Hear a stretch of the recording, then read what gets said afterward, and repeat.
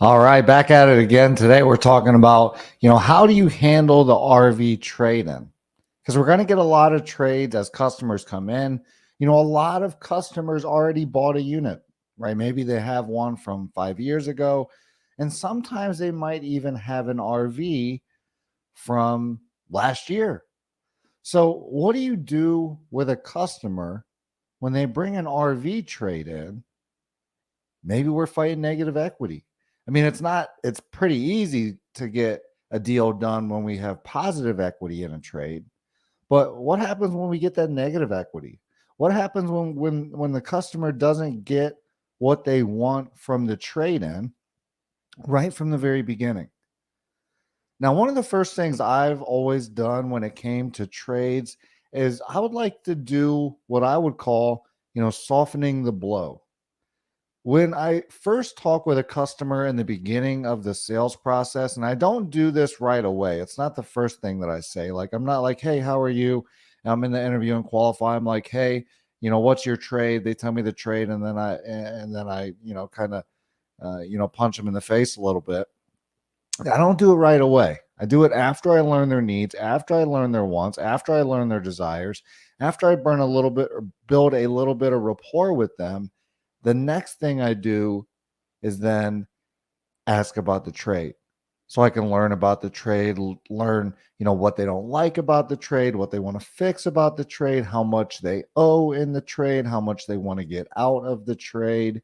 And sometimes they don't want to tell you this, right? They'll be like, hey, just tell me what you're going to get from me, or tell me what you'll give me, and we'll kind of go from there. Because they think if they give you their number first, that you'll, X, Y, or Z. But what I would do, and because the reason I would do this is because what I know is that RV customers, at least at the dealership that I worked at, they weren't going to like their trade number because, with pricing the way it was at the dealership I was at, we would give, NADA or, just the strict values of the RVs. And most of the time they had negative equity that they would have to roll into the RV unless they probably had like a 5-year unit, 7-year unit, something like that, or put a lot of money down.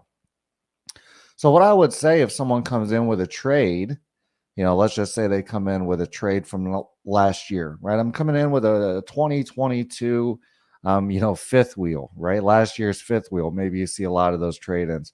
You see last year's fifth wheel come in and they're like, hey, I just paid $80,000 for this thing last year.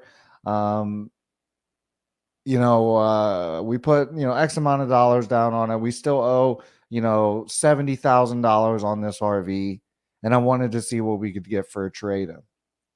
Now, that's never going to be a good situation.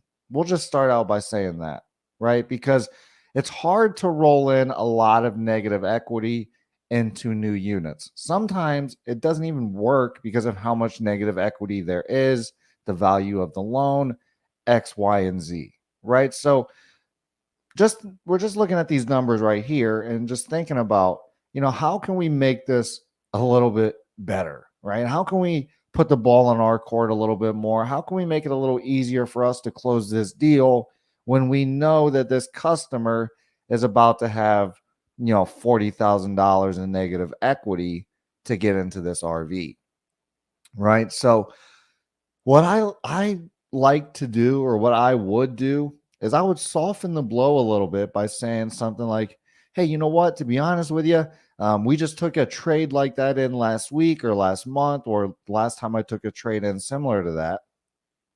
And we offered that customer $40,000.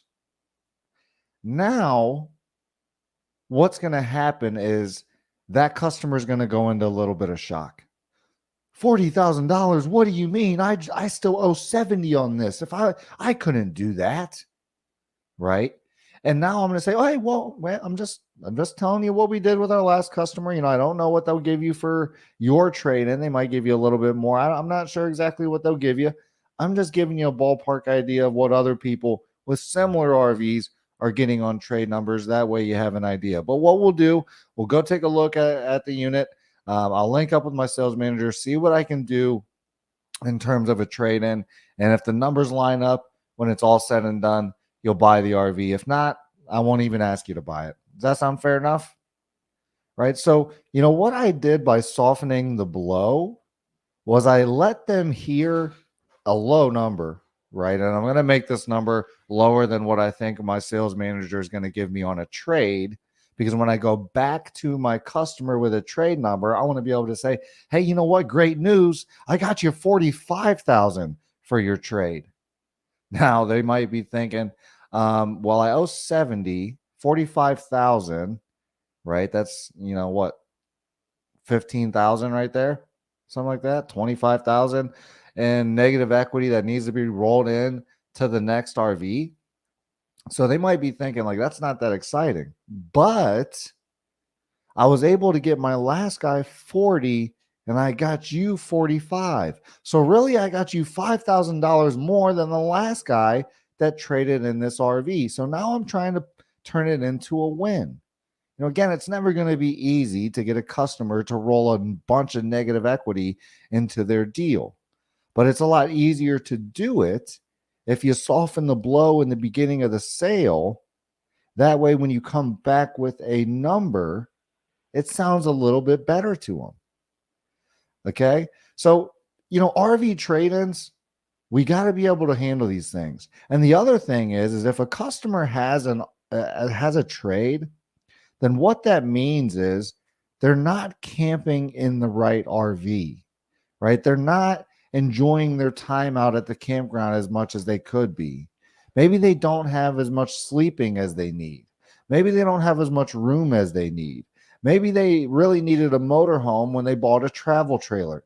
There's a lot of different things that can happen on why a customer needs to bring a trade in. So, we need to learn what these issues are with the trade. That way we can say, hey, listen, you're in XYZ RV. You're not able to sleep all your family. You're not able to bring all your friends. You're not able to travel in the ways that you want to and create those memories and live out your dreams. But in this RV, you're going to be able to do that. So I know that you got to roll in, $2,000 in negative equity, $5,000 in negative equity, $8,000 in negative equity, but that's only going to give you another 50, 80, $100 a month in a monthly payment. And you'll actually be able to use your RV in the way that you intended to. So instead of paying, a bunch of money every single month for something that you're not going to enjoy, you can pay a little bit more money for something that you'll actually enjoy, something that you'll use, and something that'll be worth it at the end of the day. So I get that you have a little bit of negative equity in this RV, but this is the perfect RV for you, and it's not much more expensive. Buy it today. Sign right here. Hand them the pen. Boom. So softening the blow, really showing your customer that, hey, this RV is not allowing you to accomplish your goals. This RV is not allowing you to help you create those dreams, create those memories, travel in the way that you wanted to. And because of that, you should trade it in for this other one, even though there's a little bit of negative equity, right? And again, softening the blow in the beginning of the deal and letting customers know, hey, that trade-in's probably not worth what you think it's worth. When a customer has last year's trade-in and they tell you that they bought it last year for, $50,000 and, they want to see what they can get in it for a trade, you probably know it's going to be worth 30, right? So maybe if not less than 30. So you got to tell them that right from the very beginning. Don't let the first time your customer hears their bad trade number be when you're doing the numbers, because that's going to turn them off so much when you're doing the numbers that they're not going to be able to focus on the numbers, and it's going to make it harder to close the deal. But if we soften the blow in the beginning of the sale and let them hear the low number on their trade, they can get over the fact that they're going to get, they're going to have some negative equity. And then once we get to the numbers, it's not going to be as shocking, which helps us close the deal in the long run. Right? Again, we're not going to be able to get every trade in. We're not going to be able to close every deal. But if we do it this way, it's going to help you handle it a little bit better. Right? And again, the best objection or the best way to handle the objection of, a trade-in that doesn't have enough equity, right? They don't have enough value in the RV. It comes back to, hey, I hear what you're saying, but this RV doesn't allow you to do what you want. It doesn't allow you to accomplish your dreams. It doesn't allow you to accomplish your goals. It doesn't allow you to bring your family. It doesn't allow you to do the things you want. And if you buy this RV and trade this one in for only $50 more a month, you'll have an RV that allows you to travel, allows your friends, allows your family, allows you to do all the things that you want to do, and that'll be worth it in the long run. You don't want to be out there camping in an RV that you hate, right? We only get to camp 2 days in a weekend. We work 40, 80 hours a week to go camping on the weekend, to hang out with our family, to hang out with our friends, to create these memories. And when we're creating these memories, the last thing we want is to be in an RV that we hate and doesn't help us accomplish our goals. So I understand that there might be some negative equity in this RV, but by buying this new one, it'll be better for you and you'll actually be living out your dreams. Sign right here. Here's the pen. Boom, rolling. So don't get hung up on the trade. The reason customers are bringing a trade in or even talking with you about a trade is because that RV does not fit their needs. It doesn't help them accomplish their goals. There's something wrong with it. Figure out what's wrong with it. Really focus down on that. Focus down on the fact that, hey, if you want to live your dreams, live your goals, travel, spend time with your family in the way that you want to, have the sleeping that you want, have the XYZ, whatever, if you want that, then even though there might be a little bit of negative equity, you still got to trade it in and buy this RV because this one's going to help you accomplish your goals. And it's only $50 more a month. Sound fair enough? Boom. Give them the pen, have them sign the deal. If your dealership or business could use more customer leads, that's what we do here at IMR. We can help you get more customers in the first couple months we work with you. So if your dealership or business could use more customer leads, give me a call directly. I'd love to help. 330-703-3930. Again, 330-703-3930. If you're an RV salesperson and you want to get better at the deal, there's a great way to do it. Go to sellmorelivemore.net. Sign up for our RV sales training program. It's only $99 a month, and it'll walk you A to Z through the RV sales process. That way, you can start closing more deals, adding value to your customer's life, and becoming a bigger asset for your dealership or business. Okay, if you want to be a part of that RV sales training program, go to sellmorelivemore.net. Sign up for that RV sales training program. Link is in the description. If you like to read, make sure you go grab the book as well. Sell More, Live More Sales Training. Get it from Amazon. Get it from Barnes & Noble. It'll walk you through the sales process. That way you can get better at the deal. So got many ways to help you get better at the deal. We can get you customer leads by giving me a call, 330-703-3930. If you're an RV salesperson, go to sellmorelivemore.net. Sign up for the RV sales training program. And also go to Amazon, Barnes & Noble, buy the book, Sell More, Live More Sales Training. But while we're out there at our dealerships this week, let's make sure we handle our RV trade-ins. Let's make sure we focus down on what's wrong with them. Let's get our customers to realize they can't live their dreams without buying the new RV, and let's get them to make the move.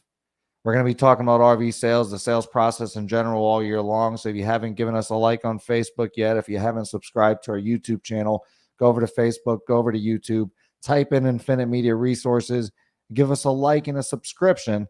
That way you can be here for all the sales and marketing content that we put out throughout the year. If you want to get in a live role play with me, give me a call, shoot me an email. Let's get it scheduled in the books. That way we can get the sales process dialed in for you. But till the next one, I'll see you then.